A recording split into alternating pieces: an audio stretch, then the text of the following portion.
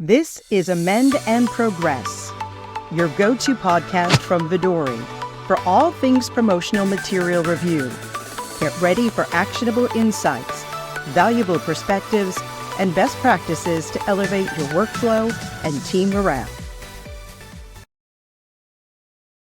Hello, everyone, and welcome to Amend and Progress, Vidori's podcast about the material review process. I'm your host, Annalise, and today we're going to be talking about content quality, what it means to different organizations, the relationship between content quality and the review process, and how to set quality standards at your organization. I'm delighted to be joined today by Anne Swearingen, CEO of Tangerines Consulting. Anne, welcome back to the show. Delighted to have you. Hey, Annalise, great to see you again. Content quality. Maybe it's just my own bias, but it seems to be coming up more and more in sort of my day-to-day at Vidori. I know I talk to other folks at Vidori where this is coming up. Is it unique in that this is becoming more of a problem or more of a focus area, or has content quality always been talked about at life science organizations? So in my experiences, I guess it's always been there. Okay. But with a system like Vidori, you're able to see it so much more, right? Because it's so much more interactive. So if you're doing things old school or using document management systems like Windchill or Documentum, you're not going to see these little nuances of pieces. So content quality is kind of a loaded definition if you really think about it, right? Because is it the quality of the claim? Is it the quality of the image? But people need to step back and say, what's the quality of my document? Like, do I have spelling mistakes? How did I reference this? And whose responsibility is it to ensure that the document's high quality? And especially as content has been changing, we see more digital content being created. It gets even muddier because there's so much to consider when it comes to the quality piece of the content. So it's getting tougher, and the definition is becoming broader because you have so many other things to take into account. What is the definition of content quality, and is there one? And how do organizations think about this differently?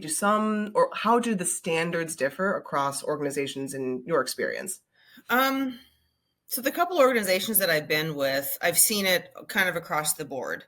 And until you review pieces from multiple either therapeutic areas or multiple submitters, you then start to notice, this doesn't quite look the same. And so content quality isn't just about the medical, regulatory, legal review piece. It's how are we adhering to brand? How are we adhering to maybe the mission and vision of the organization? How are we putting our best foot forward and consistently across not only our therapeutic areas, but across the geographies? So if you're in the US and you're referencing everything in AMA, but you're in Europe and you're referencing everything MLA, it's different. And you could have those pieces cross borders. Like, let's be honest, those pieces cross borders, right? You're not consistent. So some of it is very, very foundational on what's your baseline referencing structure across the organization. And it shouldn't be different in different therapeutic areas. So because we're in the science field, typically AMA is really nice because it has those little superscripts 1s and 2s. And so things that you'll see are if there's a PowerPoint presentation that's coming through that somebody is doing, do you reference them on the bottom of each PowerPoint slide? Do you just put them at the back on the last slide? Do you have a mix of both? And when you look at those references, are they in the same format adhering to, or did you just beg, borrow, and steal from another presentation from somebody else that used a different format? So I've seen on the footers, it's a mix of AMA and APA and a mix of, I don't know what this is. It's referenced, but it's just the whole name is there. It's not done appropriately. How do you do that stuff? So that's a big piece because the content review process is not an editorial process, right? And I think that there's a nuance there that people get caught up is like, if you put garbage in, you're going to get garbage out. The content reviewers are not there to be your editors. That's the submitter's job, right? And it comes down to roles, responsibilities, which I think we kind of spoke about in a previous podcast. But if you're going to put something in there that your 5-year-old would do, it's going to get approved because it's accurate, but it doesn't look good compared to someone that's gone through marketing experience. And, do you have a citation standards document that you can give to agencies that are supporting you?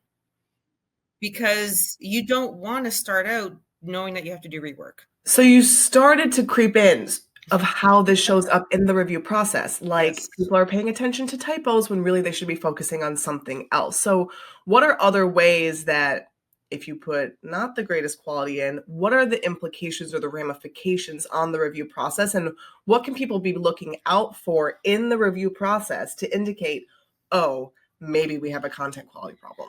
Well, so again, it depends on how your review process is structured. If the submitter has to get kind of another marketer or marketeer to look at it, or there's a gatekeeper in marketing before it goes, hopefully that person's got a good sense and they'll kind of bounce it back.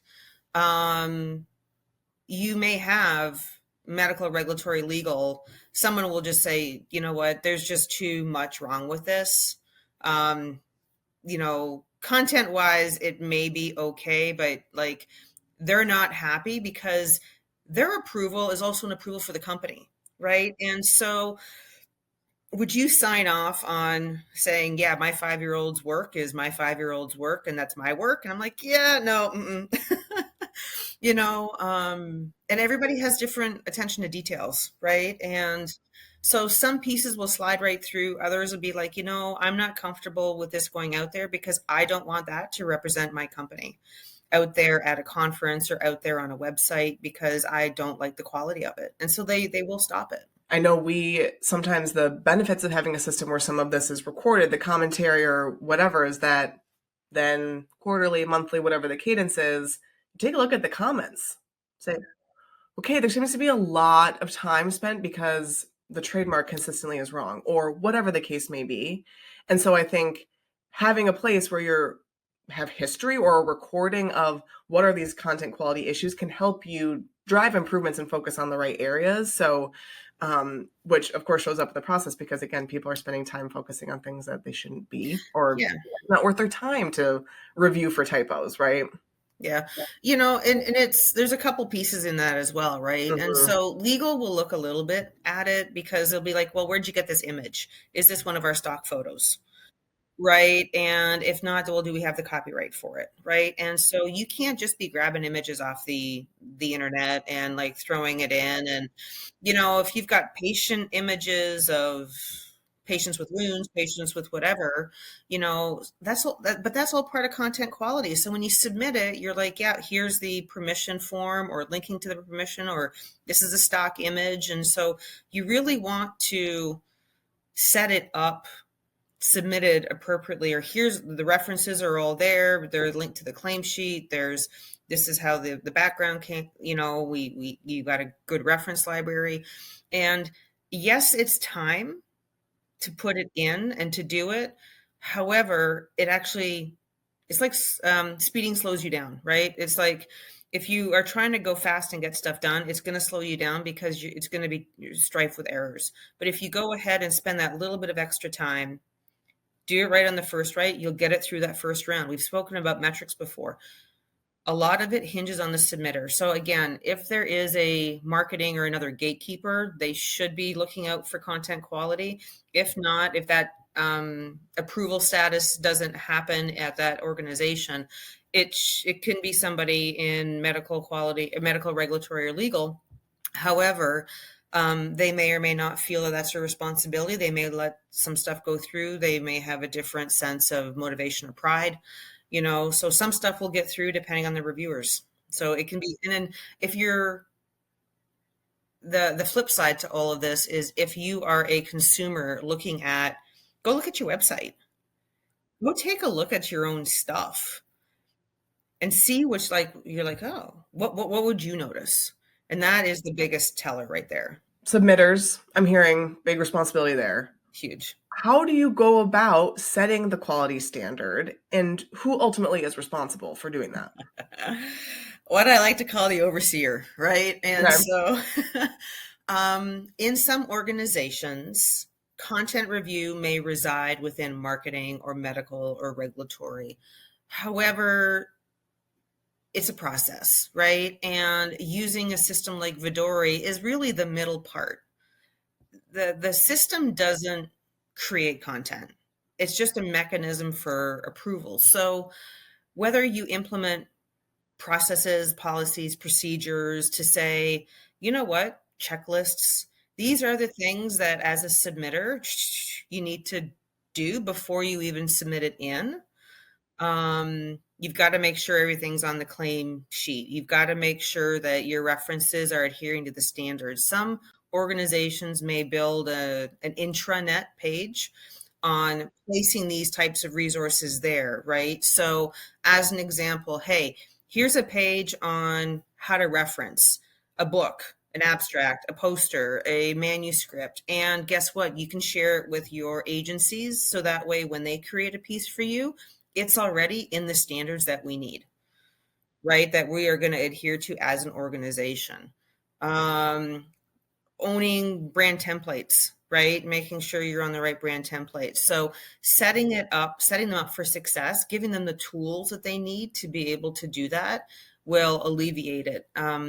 Again, when organizations have multiple therapeutic areas, you've got to get aligned because sometimes therapeutic area A may be orange and therapeutic area B may be purple, and which is fine because that's your brand and your therapeutic area colors. But you can still have a standard of, hey, what is our font type? I mean, I don't know about you, but it drives me nuts when I see a PowerPoint presentation and they've got Times New Roman and Arial and Calibri and then something else that PowerPoint just threw in there. Oh, yeah. Like, The wild, wild west of fonts is a real thing, right? it's a real thing. It's a real thing, right? And so those are some of the best practices I would see is really kind of setting it up and then having that overseer kind of work with a subject matter expert on content review within marketing, right? Or within the content creation group, whatever it is, right? Like, and then they are the ones that really need to own and develop the standards that they will do. You may need some help from maybe like the publications team or your medical writing team because they're experts on referencing and writing and stuff like that. And so they can give you a cheat sheet on AMA, APA, MLA, whatever style you Yep. choose, Yep. right? Yep. Those tend to work really well. I'm hearing it's worth putting the time in early. It's collaborative. Pull in multiple teams. Document it. Yes. Also have a resource bank so that there's only one logo to pull from or whatever. Put the parameters around what's accessible. So I think to your earlier point, it's time, but time well spent because you can imagine, we can get to metrics here in a second, but if those review cycles are long because the content quality is bad, okay, well, wouldn't it be better if we spent the upfront time that's going to apply to most reviews moving forward or deal with this every single time? You're just creating time and frustration. Yeah, absolutely. And it's frustration across the board because Totally. everybody's frustrated, right? Nobody wants to look at work. If anyone has graded any of their kids' papers or seen anybody, you're like, oh, wow. So yeah, it's definitely time well spent and it impacts your metrics. Perfect segue. So we've talked a little bit about review cycle time as being an indicator of content quality. What else do you think in terms of a metrics perspective can organizations look at to say this is an indicator of our content quality or like illuminate where they're having problems? Gosh, that could be lots of things. Mm-hmm. Comments, definitely, but you Okay. know what? Poll the audience. And it sounds really crazy, but you may have or be in an organization where people aren't openly going to criticize that this is poor quality. And so sometimes if you do just an anonymous survey of asking them a few questions of, hey, using forms or whatever, Qualtrics or whatever is approved at your organization, but going to say, hey, we've launched this new, this new process, or you have an existing process. You're like, hey, what are your biggest hangups? And give them a few things, but also give them open text field. It's like anything goes, but make sure it's anonymous, right? Because then all of a sudden you'll start to see, because sometimes they won't always put it in the comments in the system. Some people may say it's visibility of who's who and where it is, but we know that Vidori can handle that. But others, they don't want to upset, but if they are asked one-on-one, they may come, right?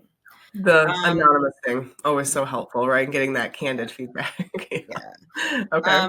But it can be cycle times again, taking a look at how many are amend and resubmit versus amend and progress, right? Because if it's loud enough, it should be amend and resubmit. But if it's quiet enough, like you just have some spelling mistakes, find out what those comments are and amend and progress. So look at it by category as well of rework. I think the other one that I know our customer success team talks about is that days to incorporate feedback.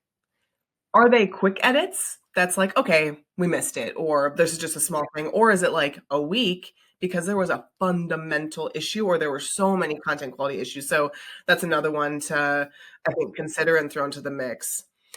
You touched on agencies. I don't want to go super far down the path because I think there's a whole conversation around agencies we can have.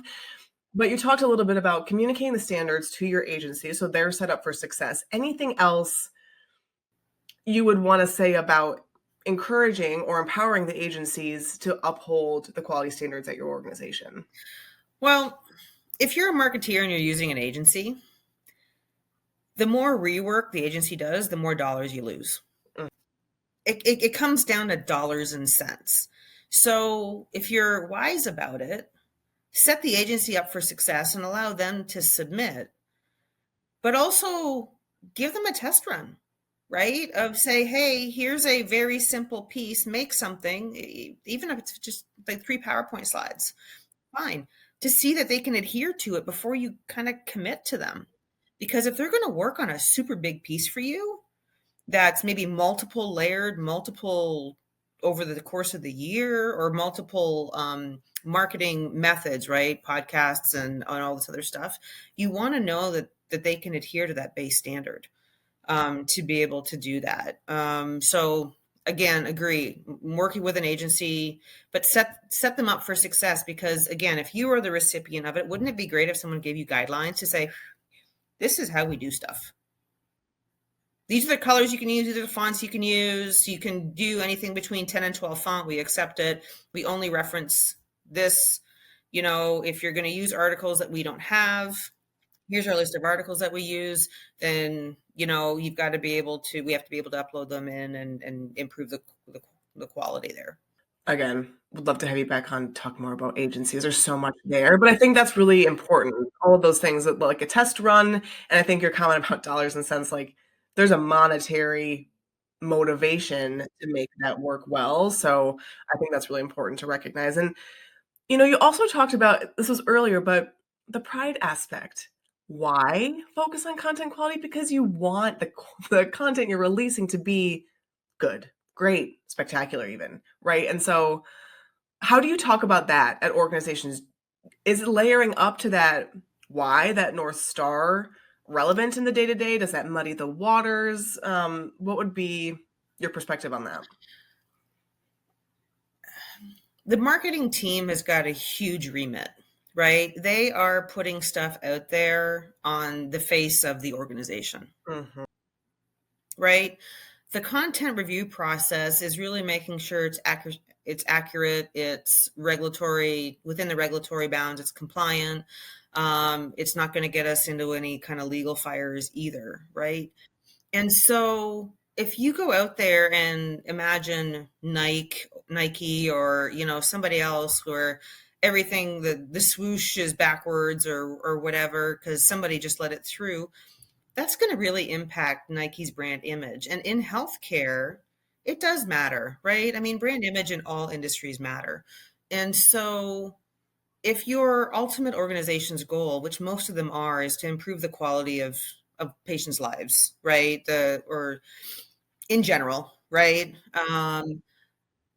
Then how do you make it look consistent so that when they're searching on your website, the patients and the health, especially the patients, when they're on your website, they're getting stuff that's as consistent as going to McDonald's, right? You always know what your Big Mac's going to taste like. Right. It doesn't matter where in the world you go. Right. And that's by design. And that's by design, right? And so Yeah. if you take those elements, how do you do that on your marketing pieces? Mm-hmm. Great way, I think, to close the conversation on sort of that bigger why, but quick review. Spend the time, document the standard, communicate the standard, and collaborate with other departments at your organization to get the quality standards that make the most sense for your organization. So much, I think, for folks to take away and start implementing tomorrow, which is always my goal here. So thank you so much for joining again, and just always delighted to bring you on. Oh, great to speak with you again, Annalise, and I look forward to future podcasts. And for everyone else, the conversation doesn't stop here. Please follow Vidori on LinkedIn for updates on new episodes, ask us questions, join in on the conversation. We'd really love your feedback on the content of the podcast. You can subscribe to Amend and Progress on YouTube, Apple, Spotify, or wherever you get your podcasts. Until next time, I'm Annalise, signing off for Amend and Progress. Have a fantastic day.